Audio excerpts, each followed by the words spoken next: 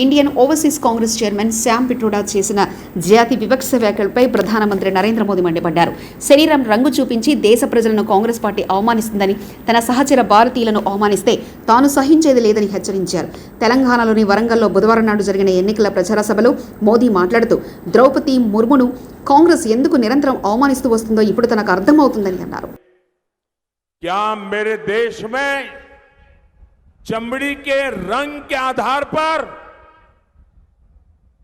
लोगों की योग्यता तय हो जी? क्या चमड़ी के रंग का खेल शहजादे को किसने इजाजत दी है? संविधान सर पे लेकर के नाचने वाले लोग चमड़ी के रंग के आधार पर मेरे देशवासियों का अपमान कर रहे हैं. మిత్రులారా, ప్రశ్నను తెలుగులో వివరిస్తాను.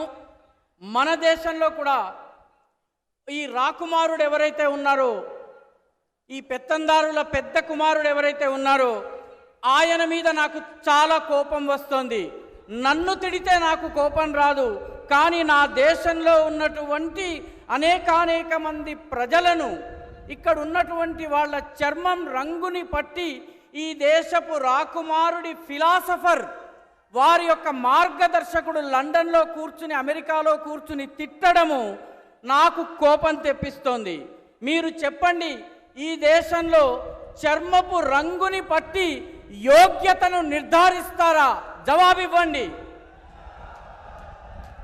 ఈ దేశంలో రాజ్యాంగాన్ని తమ నెత్తిన పెట్టుకుని తిరిగేటటువంటి వాళ్ళు చర్మం ఆధారంగా వ్యక్తుల గొప్ప హెచ్చు తగ్గులని నిర్ధారించడం సబబా?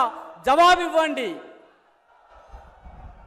शहजादे, आपको जवाब देना पड़ेगा.